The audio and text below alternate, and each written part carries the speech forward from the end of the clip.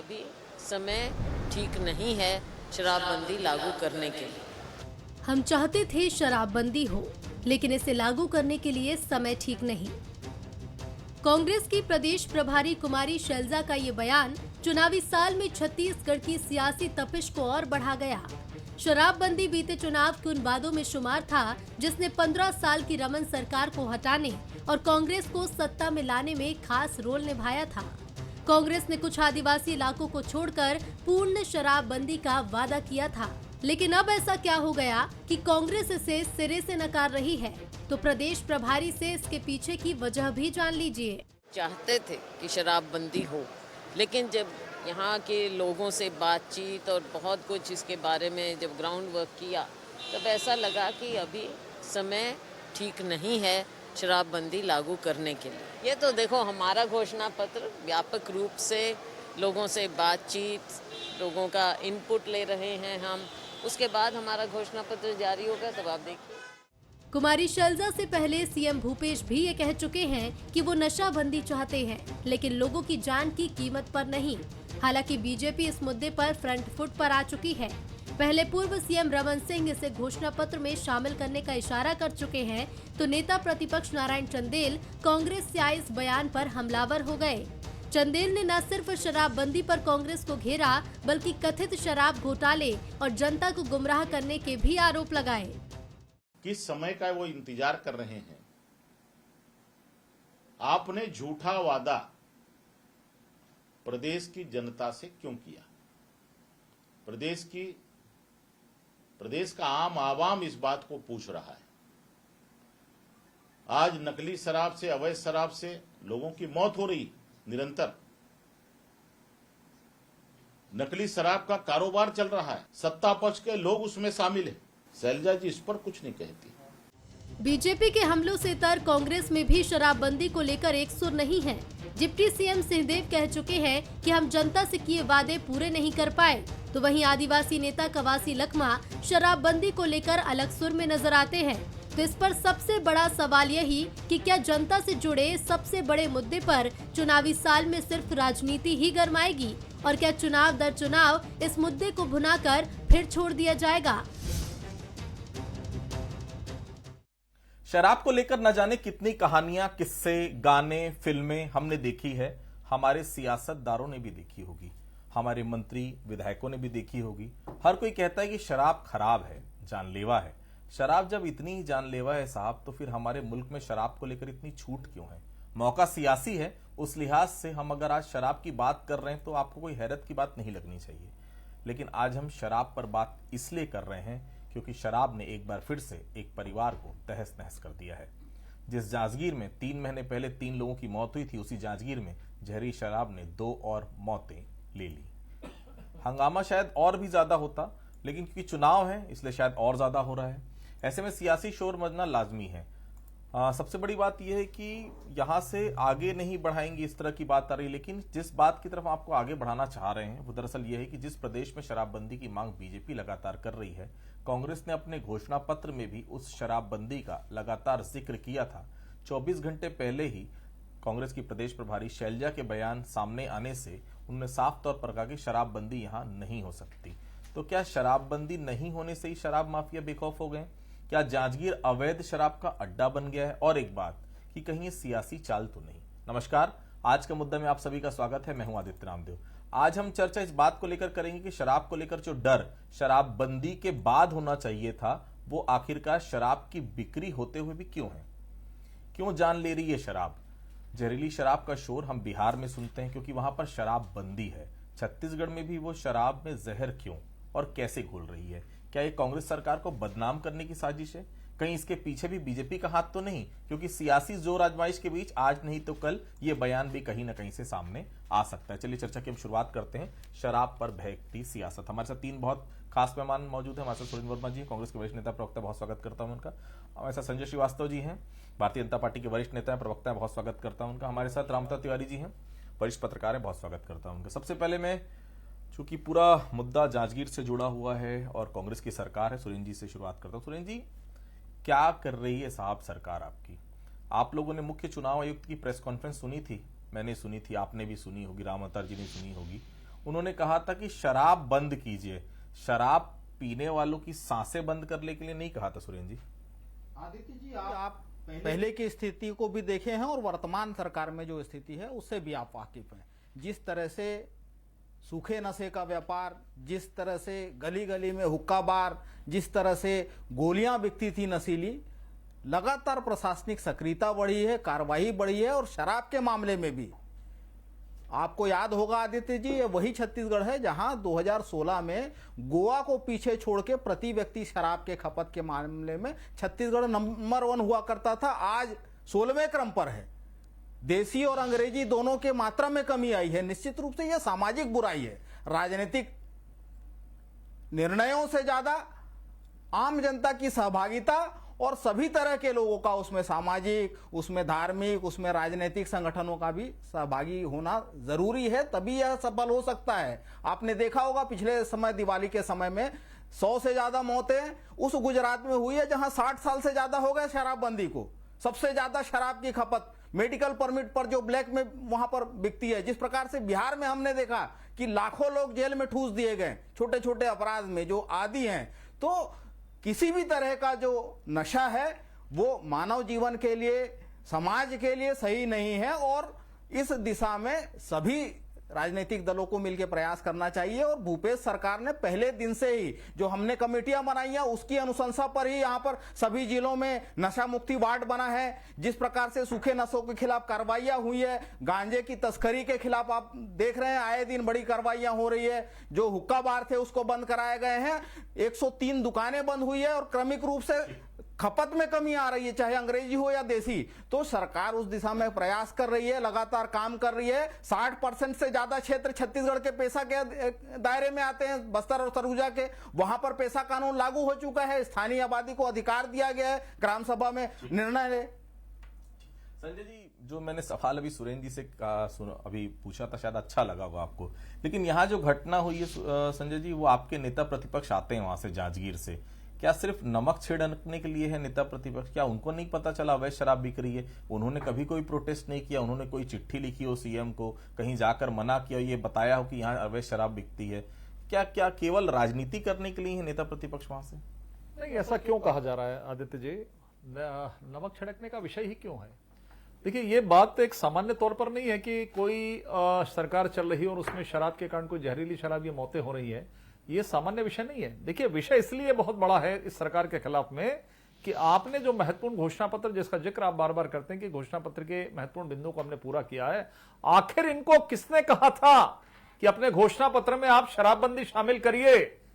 मुझे कहते हुए अच्छा नहीं लग रहा है। क्या वो घोषणा पत्र नशे में बनाया हुआ घोषणा पत्र था क्या? आज आप ये कह रहे हैं कि हम शराबबंदी नहीं हो सकती। अरे भाई, नहीं हो सकती। आम जनता के बीच में हमने जो सरकार चलाई, 15 साल चलाई, आपने एक ऐसा घोषणा पत्र दिया, घोषणा पत्र के आधार पर लोगों ने आपको विश्वास किया। इस प्रदेश की जो आधी आबादी महिलाएं होती हैं, महिलाओं ने आप पर विश्वास व्यक्त किया कि हां, शराब बंद होगा, लेकिन आपके कान पर जू नहीं रेंग रहा है।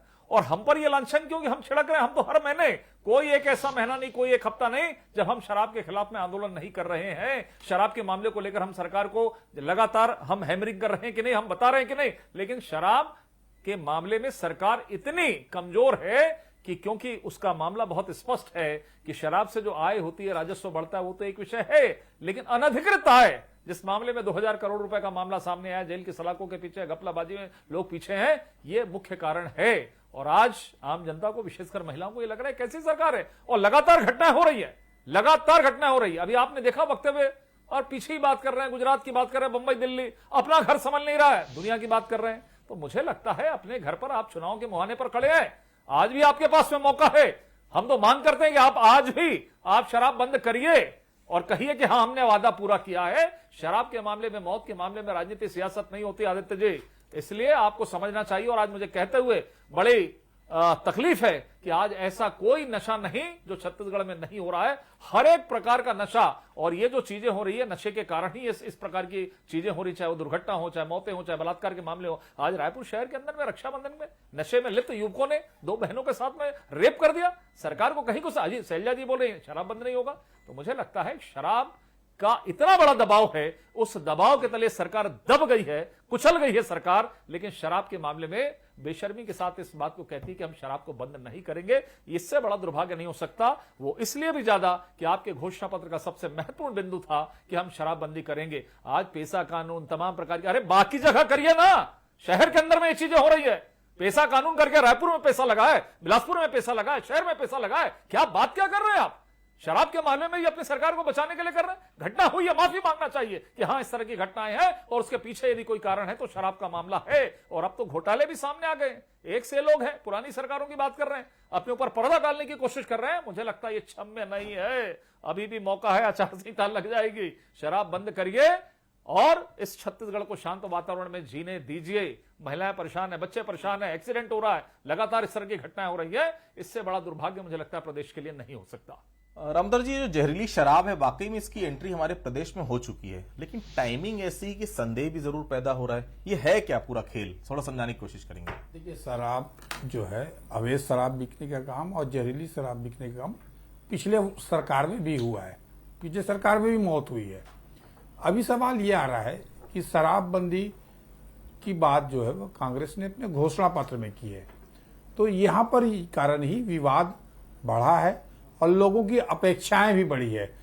पहले लग रहा था कि शराब के कारण महिलाएं हैं, युवा हैं, वो कहीं न कहीं प्रभावित हो रहे हैं। उनको लग रहा था कि ये मांग पूरी होगी, तो ये मांग पूरी होनी चाहिए, इसमें दो राय नहीं होनी चाहिए।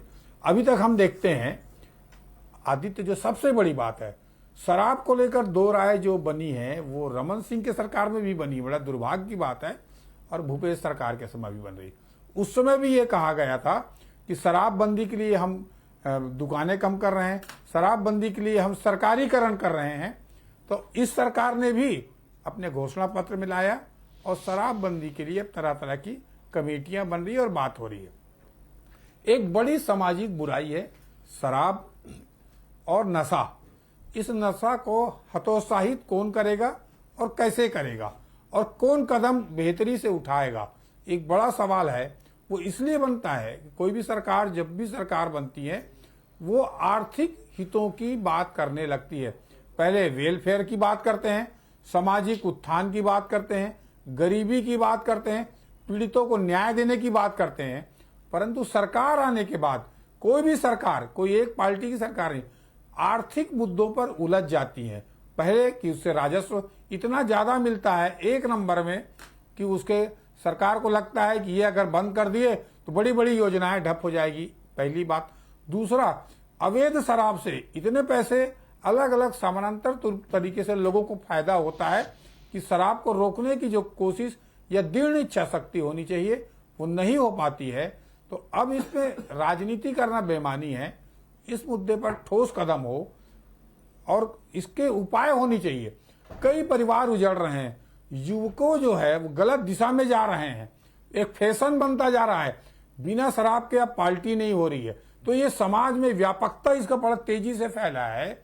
अलग अलग तरीके से उसका, कोई ज्यादा शराब पी रहा है इसलिए परेशान है, कोई कम शराब पी के थका हुआ महसूस कर रहा है, अलग अलग तर्क दे रहे हैं। और बिना पार्टी, शराब की पार्टी नहीं होती, ऐसे तर्क। और महिलाएं पी रही है, जो पिछले दिनों आंकड़े आए हैं, भारी संख्या में महिलाएं पी रही हैं।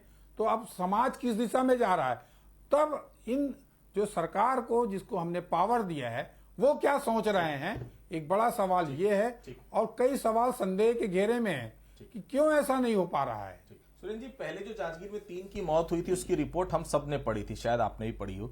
उस रिपोर्ट को ऐसा लग रहा था लीपा पोती वाला बनाया गया, उसको देखकर लगा कि गलतियों पर पर्दा डालने की रिपोर्ट थी। कितनों पर कार्रवाई हुई? कोई उदाहरण पेश कर देते आप लोग तो दोबारा ऐसी घटना, लीजिए फिर हो गई वो घटना। उसी जांजगीर में जहां 3 की मौत हो चुकी थी, उसी जांजगीर में जहां 2 की मौत फिर से हुई है। सुरेंद्र जी, आदित्य जी, पहले भी ऐसे प्रकरण आए हैं और उस पर कठोर कार्रवाई हुई। आपको याद होगा कि देवभोग क्षेत्र में उड़ीसा की सीमा से लगा हुआ है, वहां लाल घोड़ा ब्रांड शराब पकड़े गए थे। और कई ऐसे मामले हैं। मैं तो कहूंगा आदित्य जी, भारतीय जनता पार्टी जो राजनीतिक गिद्ध की भूमिका में है, अपने गिरबान में देखना चाहिए। अंतर्राज्यीय परिवहन करते, शराब की तस्करी करते पकड़े गए, रंगे हाथ पकड़े गए एक तस्कर को बचाने के लिए भारतीय जनता पार्टी अपने कार्यालय में पीसी लेती है। आपको याद होगा, आपको दुबे का मामला, जयराम दुबे का मामला, बांदे पखांजूर में मंडल अध्यक्ष, कवर्धा में इनके कोषाध्यक्ष, दर्जनों भाजपाई जो है वो रंगे हाथों पकड़े गए हैं और ये स्मृति लोप के शिकार हैं। रमन सिंह का बयान आपको याद होगा, 17 जून 2011 को उन्होंने कहा था सरकार में रहते कि सरकार रहे चाहे जाए मैं शराबबंदी करके रहूंगा। ये उनका स्टेटमेंट है, मैं कोट कर रहा हूं उनको। और जैसे ही आखिरी बार 2013 में चुनाव जीते उसके बाद पलट गए। 24 मार्च 14 को बयान आता है कि कानून के माध्यम से शराबबंदी संभव ही नहीं है। अभी दुष्कर्म की बात कर रहे हैं। लगातार ओपी गुप्ता का प्रकरण भी आपको याद होगा और जिस बंदी रसौद की घटना का जिक्र कर रहे हैं, भाजपा का मंडल उपाध्यक्ष का पुत्र उसमें मुख्य आरोपी है। 10 के 10 अभियुक्त तत्काल गिरफ्तार किए गए, किसी को बख्शा नहीं गया है। इनके शासनकाल में ओपी गुप्ता को संरक्षण मिलता था, 18 तक एफआईआर नहीं लिखी गई 2014 से। तो ये अंतर है नीति और नियत का। जो सरकार काम कर रही है लगातार, जो इन्होंने हुक्का बार खुलवाए थे उसको हमारी सरकार ने बंद किया। जो दुकानें हैं, ये पैसा कानून की बात कर रहे थे, जो 103 दुकानें बंद हुई आदित्य जी, वो मैदानी क्षेत्र की है। खपत में कमी आई है लेकिन राजस्व बढ़ा है। और जिस शराब घोटाले की बात कर रहे हैं, इनको अपने पाप याद आ रहे हैं। 2012-13 और 13-14 में 60% कमीशन, और वो भी उन कंपनियों से जिनको ये गुणवत्ता के पैमाने को ताक पे रख के इंडिया मेड फॉरेन लिकर की श्रेणी में रखा और 60% कमीशन दिए। जिस आरोप में दिल्ली के उप मुख्यमंत्री हिरासत में हैं, उससे बड़ा खेल रमन राज में हुआ 2012 से लेकर 2017 तक। 60% 2 साल, फिर 50%, 4,400 करोड़ का जो घोटाला है वो रमन सरकार ने किया। ठीक, संजय जी, आपको चुनाव के वक्त में बड़ा मुद्दा मिल गया, बहुत बड़ा मुद्दा है, नारेबाजी करिए, प्रदर्शन करिए, लेकिन इस जिम्मेदारी से क्या आप मुंह मोड़ सकते हैं संजय जी की शराब की नदियां बहाने में आप लोग की सरकार ने भी कुछ कमी नहीं थी? कहां से कहां शराब की खपत पहुंचा दी थी जब भारतीय जनता पार्टी की सरकार थी? संजय जी, नहीं, देखिए ऐसा है आदित्य जी, बात को केवल चिल्लाने और चीखने से नहीं होगा। अनेकों प्रकरण है जिसमें कांग्रेस के नेता आज जेल की सलाखों के पीछे हैं। जो मुख्यमंत्री का सबसे करीबी सहयोगी होता है, ओएसडी जिसको कहते हैं, जो हर एक मिनट की मुख्यमंत्री की गतिविधियों को जानता है, वो जेल की सलाखों के पीछे है। इससे नीचे का उदाहरण मैं देना नहीं चाहता, इससे कांग्रेस की सरकार को समझा जा सकता है, क्योंकि मेरे मित्र लगातार तमाम प्रकार की बातें कर रहे थे। देखिए, शराबबंदी की बात मैं आपके जवाब देता हूं आदित्य जी, लेकिन शराबबंदी की बात होती है, चलती है। आज पूरे देश के अंदर में अनेक राज्यों में, बहुत कम राज्यों में शराबबंदी है। अरे आपको किसने कहा था? सरकार बनाने के लिए आप बेवकूफ बनाने का काम कर रहे हैं क्या महिलाओं के साथ में? विश्वासघात। हमने तो कभी के अपने घोषणा पत्र में लिख कर नहीं दिया कि हम शराब बंद करने जा रहे हैं, आप हमें चुनाव कर दीजिए। आपको यह डर था कि चौथी बार भी आप साफ मत हो जाओ तो बेरोजगारी भत्ता भी दे दूंगा बाबू, और शराबबंदी भी महिलाएं आपको कर देंगे, तो आपको मैं ऋण माफ भी कर दूंगा, स्व सहायता समूह की बहनें, तो मैं आपको किसानों को भी कर दूंगा, तो मैं संपत्ति कर हाफ भी कर दूंगा, तो मैं सब कुछ कर दूंगा, लेकिन मेरे माई बाप सरकार बना दो। आप केवल छलावा करने के लिए इस तरह के घोषणा पत्र में, और आप तमाम प्रकार की बातें कर रहे हैं। एक सिरे से आपने खारिज कर दिया। यह भी नहीं कह सकते कि हम बंद कर रहे हैं, करने का प्रयास कर रहे हैं, कुछ और करेंगे इस दिशा में, नहीं हो सकता। कुल मिलाकर शराब के मामले में आप कहां पर खड़े उसको देख लीजिए। 4400 करोड़ के घोटाले का क्यों नहीं कर रहे केस? करिए केस, आपकी सरकार है, 4.5 पौने 5 साल हो गए। अरे शराब का आपका गला डूबा हुआ है, सिर शुतुरमुर्ग की तरह शराब के उसमें डूबा हुआ है, आप क्या कार्रवाई करेंगे? आप बात कर रहे हैं। दूसरा विषय यह है आदित्य जी, इनको किसी ने नहीं कहा था, बहुत सारे जगह पे शराब है, शराब से आए होती, इस बात को भी स्वीकार करता हूं, लेकिन यह सरकार जो है ना बहुत खुले तौर पर है। ये तो होलोग्राम बदलने वाले लोग हैं, जिसमें अधिकारी की पत्नी का नाम आया, फर्जी काम में भी कंपनी में पार्टनर। अरे कम से कम चले जाओ, ईडी की जो रिपोर्टिंग है ना उसको पढ़ लो आप, पूरी चीजों को कि किस किस चीज में शामिल है। एक दुकान से, अधिकृत दुकान से डबल गल्ला बनता है, एक अवैध का भी वहां से बिकता है, वैध का भी बिकता है। वहां रे शराब बेचने वाले लोग, वहां रे शराब बेचने वाले ये भाजपाइयों को सुप्रीम कोर्ट ने चीजें हैं, झूठ है, और मुझे लगता है इनका सीखना ही इस बात को सिद्ध कर रहा है, सरकार को बदनाम इनका सीखना इस बात को सिद्ध कर रहा है बीच में बोलना कि ये शराब में डूबे हुए लोग हैं, और शराब के नशे में सरकार चल रही है, शराब के नशे में सरकार चल रही है।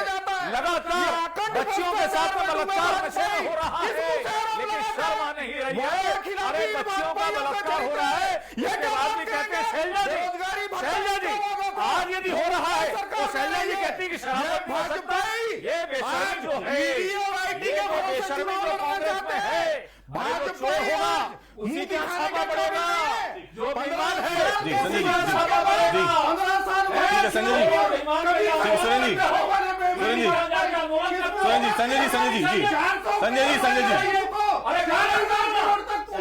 सुरेंद्र जी मैं आऊंगा आपको। सुरेंद्र जी ठीक है, सुरेंद्र जी संजय जी ठीक है, संजय जी मैं आऊंगा आपको। संजय जी मैं आपको रामधर जी, मुद्दा बड़ा है मौत, जिनके घर से 2 लोग चले गए, हो सकता है मुआवजा मिल जाए।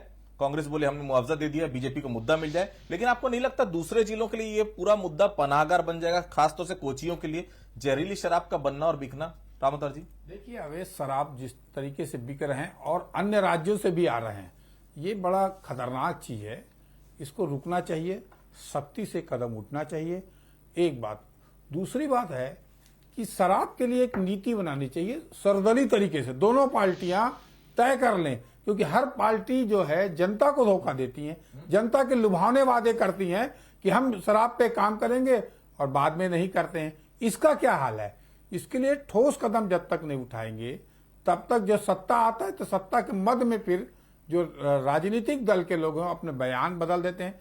कहीं न कहीं ये हतोत्साहित होने वाली बात है, खासकर वो महिलाएं, वो परिवार जो शराब से पीड़ित हैं, शराब के कारण या व्यसन कारण जो नया वर्ग जो आ रहा है, नया पीढ़ी आ रहा है जो स्कूलों में कॉलेजों में बढ़ रहा है, सूखे का नशा उससे भी खतरनाक है। उसके लिए क्या कदम उठा रहे हैं? इसके लिए विशेष सत्र बुला के बैठक, कानून, नियम बनाए, वो ज्यादा अच्छा होगा। इन बहसों से उन जनता को कुछ फायदा नहीं हो रहा है। सुरेंद्र जी, अभी आपको लगता है कि शराब को लेकर कोई ठोस कदम उठा लेना चाहिए? ऐसा नहीं लगता कि शराबबंदी को लेकर जिस तरह से आपके नेता मंत्री बयान देते हैं, वो ऐसे लोगों के लिए संजीवनी बन जाता है, क्योंकि उन्हें लगता है कि सरकार ही अगर बंद नहीं कर रही है तो मेरा कोई क्या बिगाड़ लेगा? सुरेंद्र जी आदित्य जी, ऐसा बिल्कुल नहीं है। पहले दिन से ही भूपेश सरकार काम कर रही है और लगातार काम कर रही है। मैंने पहले भी कहा कि जो दुकानें बंद हुई है, जो मात्रा में कमी आई है, उसके बाद भी जो 3,900 करोड़ का राजस्व था 6,000 करोड़ का हुआ। तो ये जो आरोप लग रहे हैं भ्रष्टाचार के, वो तो रमन राज में होता था। क्वांटिटी में कमी आई है, दुकानें कम हुई है, उसके बाद भी राजस्व बढ़ा है। और उसके बाद में जिस प्रकार से आज पूरे देश में मुद्रा पोर्ट जो है वो सूखे नशे का सबसे बड़ा केंद्र है। और इनके जो नेता हैं 15 साल कोचियों को, तस्करों को, बिचौलियों को, सुन लीजिए,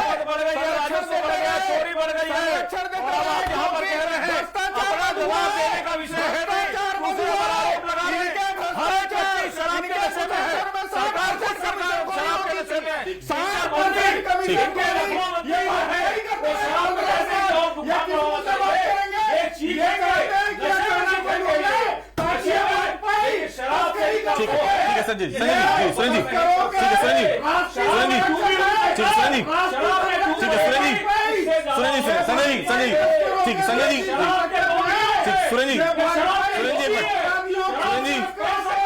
ठीक है, सुरेंद्र जी ठीक है, सुरेंद्र जी एक मिनट, संजय जी सुरेंद्र जी ठीक है, सुरेंद्र जी संजय जी एक सवाल है, संजय जी एक सवाल, सुरेंद्र जी रुक जाइए ठीक है। संजय जी ऐसे में बात कैसे होगी बताइए आप दोनों, ऐसे में कैसे बात होगी बताइए आप? संजय जी मैं आपकी बात ठीक है, सुरेंद्र जी एक मिनट, सुरेंद्र जी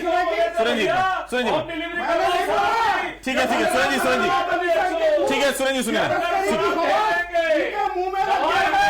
ठीक है, सुरेंद्र जी ठीक है, संजय जी एक सवाल लेता हूँ सुरेंद्र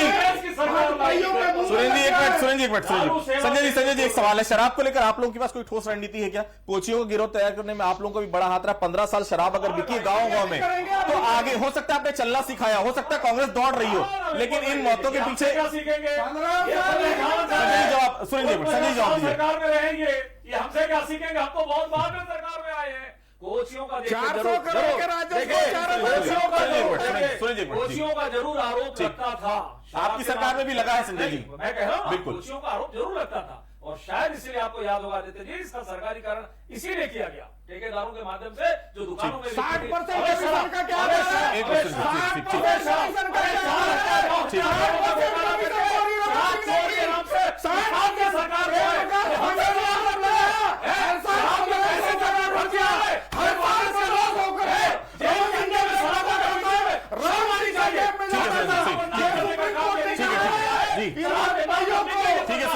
सुरेंद्र रावत अली का चल रहा है ठीक है, संजय जी सुरेंद्र एक